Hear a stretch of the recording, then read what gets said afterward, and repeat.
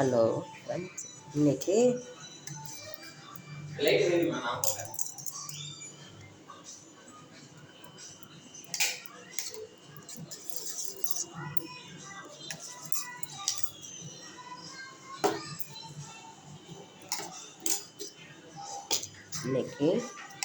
முட்டை பனியார ஆம்ப்லேட் எப்படி செய்வதுன்னா உங்களுக்கு நான் பண்ண போகிறேன். இதில் 2 முட்டை சேர்த்துருக்கேன், கொஞ்சம் மிளகு பொடி, கொஞ்சம் தனி மிளகாத்தூள், கொஞ்சம் மஞ்சள் பொடி, கொஞ்சம் சால்ட்டு, 2 முட்டை, ஒரு சின்ன கேப்சிகத்தில் பாதி அளவு, ஒரு 50 கிராம் சின்ன வெங்காயம். இப்போது இது எல்லாமே எல்லாம் ரெடி பண்ணி வச்சுட்டேன். இப்போது பணியாரக்கல் வச்சுட்டு, நான்ஸ்டிக் பணியாரக்கல்லில் நம்ம எண்ணெய் விட வேணாம்.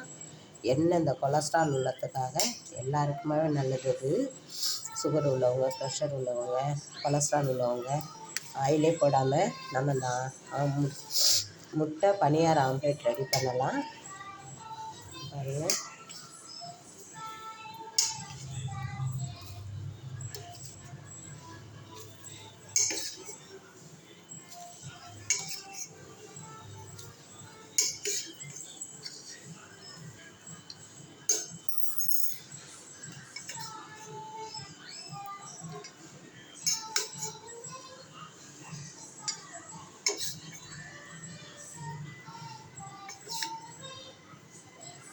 நீங்களும் உங்கள் வீட்டில் செஞ்சு பார்த்துட்டு எப்படி இருக்குதுன்னு எனக்கு கால் பண்ணுங்கள். சூப்பராக இருக்கும். சுத்தமாக ஆயிலே இல்லாமல் நம்ம செய்கிறது.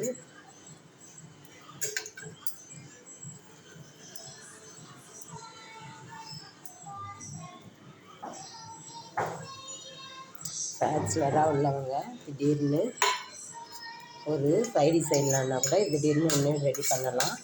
இல்லைன்னா கூட ஒரு 5 முட்டை சேர்த்து ஒரு 150 வெங்காயம் போட்டு, ஒரு மீடியம் சைஸு கேப்சிகம் போட்டு, ஒரு பெரிய டீஸ்பூனால் ஒரு டீஸ்பூன் மிளகு பொடி போட்டு, தனி மிளகாத்தூள் ஒரு அரை டீஸ்பூன் போட்டு, கொஞ்சம் மஞ்சள் பொடி சேர்த்து, கொஞ்சம் சால்ட்டை சேர்த்து ஃபஸ்ட்டு முட்டையை நல்லா ஃபீட் பண்ணி எடுத்துக்கணும்.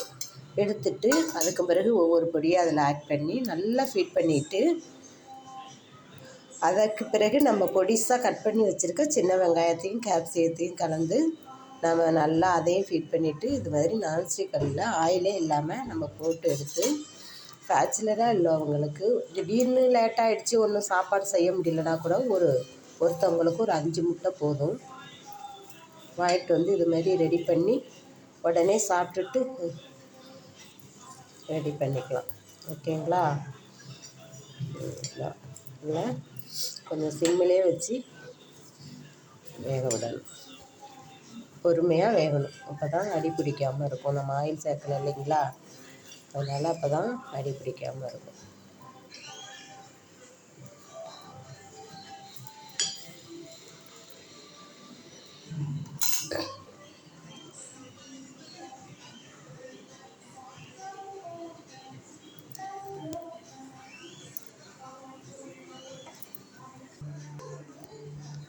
இப்போது பனியார ஆம்ப்லேட் ரெடி ஆகிடுச்சு.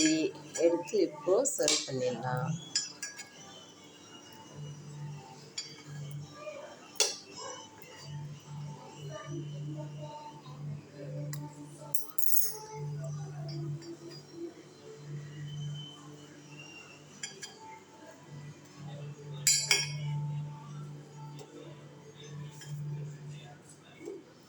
ஓகே, பாய். நீங்களும் உங்கள் வீட்டில் செஞ்சு பாருங்கள். பாய்.